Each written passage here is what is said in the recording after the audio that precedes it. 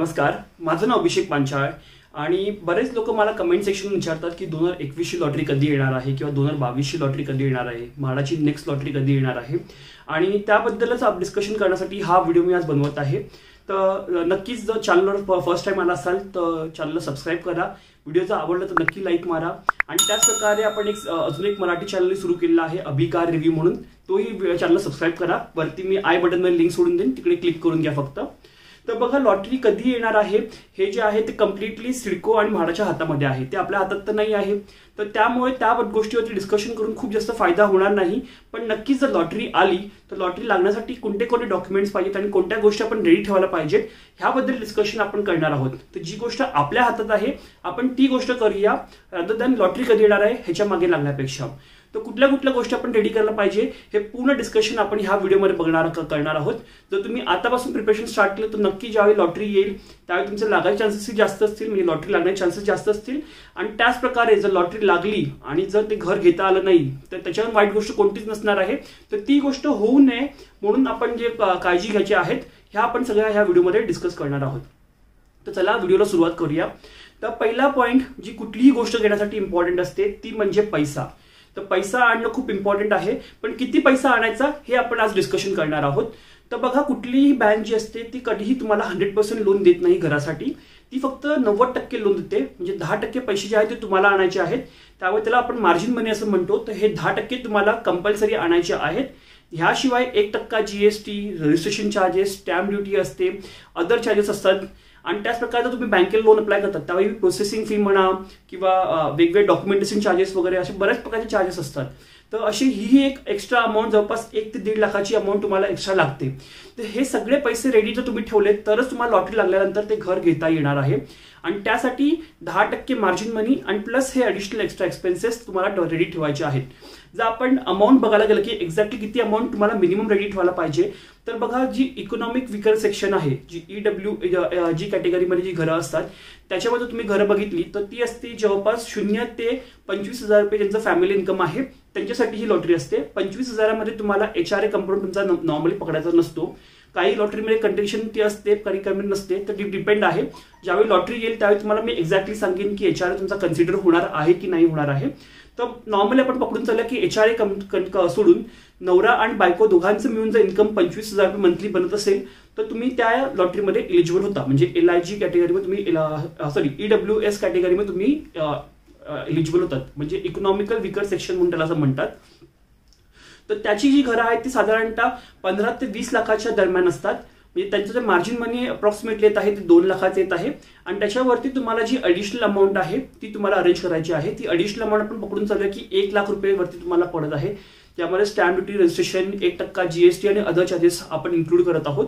तर अशा प्रकारे कमीत कमी बोलत आहे, कमीत कमी तुम्हाला 3 लाख लागतील जर तुम्ही EWS कॅटेगरीसाठी फॉर्म भरणार असाल तर।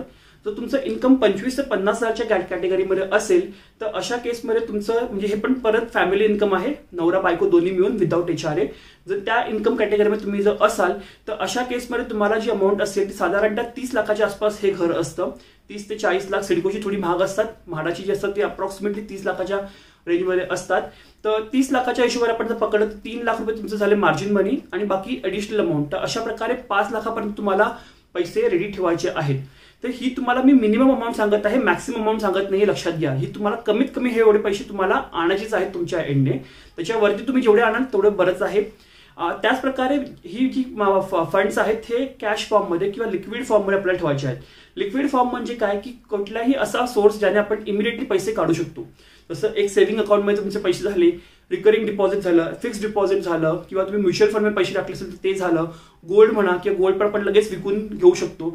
तर असं नाही की तुम्हाला बँकेमध्ये तुमच्या कॅश एवढी पाहिजे, तुम्ही कुठल्याही फॉर्ममध्ये इन्व्हेस्टमेंट करून हे पैसे ठेवू शकता जिथून तुम्हाला इमिडिएटली मिळतील। तर अशा फॉर्ममध्ये तुम्हाला पैसे हे ठेवायचे आहेत। तर मे बी तुम्ही एखादा दागिना घेतला असेल तर तुम्ही विकणार असाल घरासाठी वगैरे तर तीही तुम्ही नक्की ह्या मार्जिन मध्ये पकडू शकता।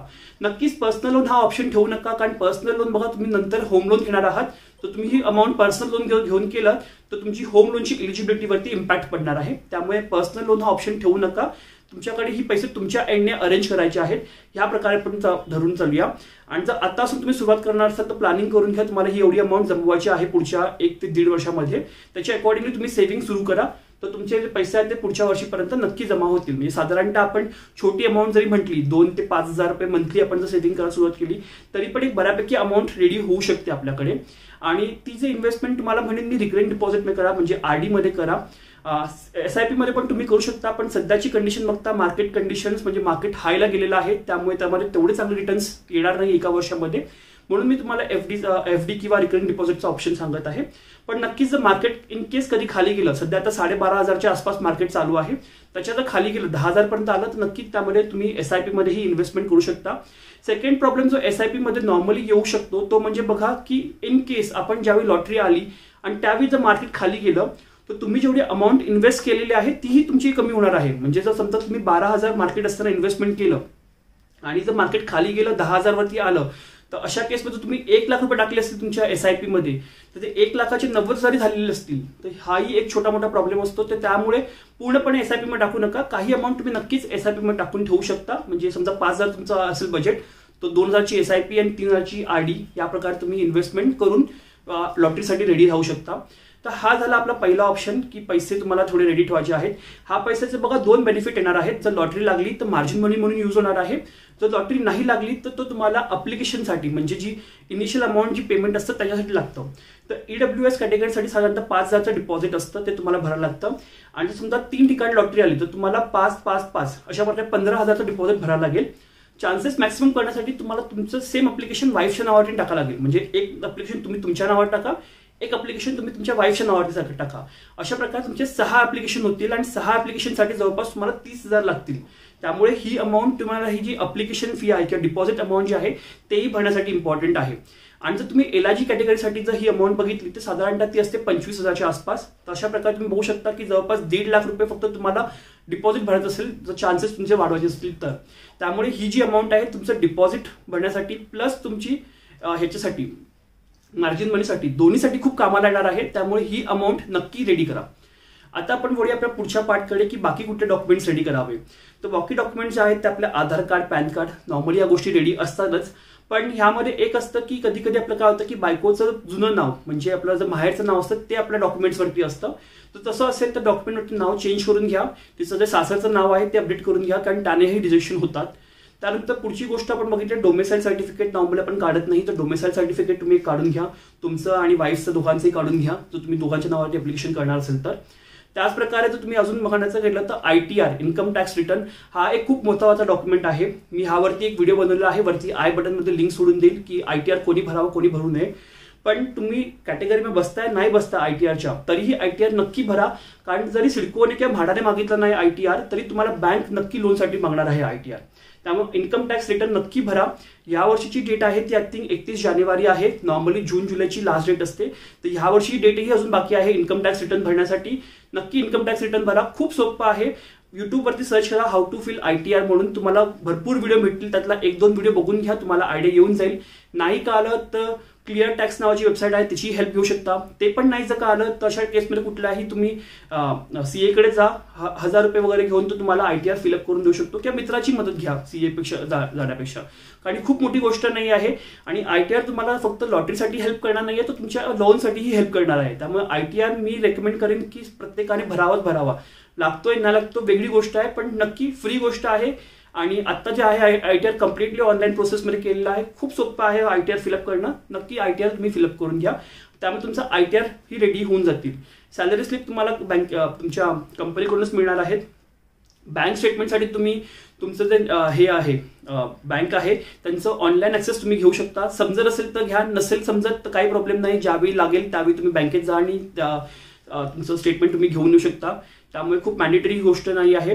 त्यानंतर बघायचं गेलं तर PMAY साठी पण तुम्ही अप्लिकेशन करून ठेवू शकता. अप्लिकेशन करण्यामध्ये काही प्रॉब्लेम नाही आहे. ऑनलाईन ज्यावेळी अप्लिकेशन ओपन असेल तिकडून करा, ऑनलाईन मध्ये असेल तर अप्लिकेशन करा. बाकी महानगरपालिकेत जायची गरज नाही आहे तुम्हाला. तर ऑनलाईन असेल तर करा, नसेल तर त्यावेळी ज्यावेळी लागेल त्यावेळी तुम्ही येऊन महानगरपालिकेमध्ये अप्लिकेशन करू शकता. तर ह्या सगळ्या मोठ्या मोठ्या गोष्टी आहेत त्या तुम्ही कव्हर करायच्या आहेत.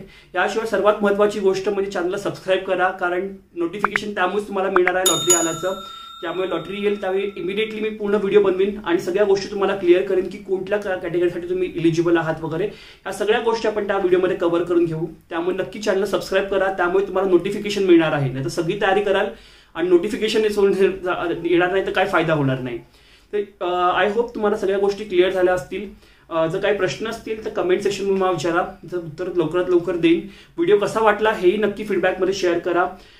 बाकी स्पेशल रिझन असं काही नाही आहे ब्लेझर घालण्याचं. जस्ट ऑफिसला आता जवळपास लॉकडाऊनपासून गेलो नाही आहे, बऱ्याच दिवसापासून असंच काही कारण नव्हतं ब्लेझर घालण्यासाठी, तर आज बघितलं तर असंच घातला. तेवढंच एक कारण आहे की आज ब्लेझर घालून व्हिडिओ बनवत आहे. बाकी काय प्रश्न असतील तर सांगा नक्की. धन्यवाद.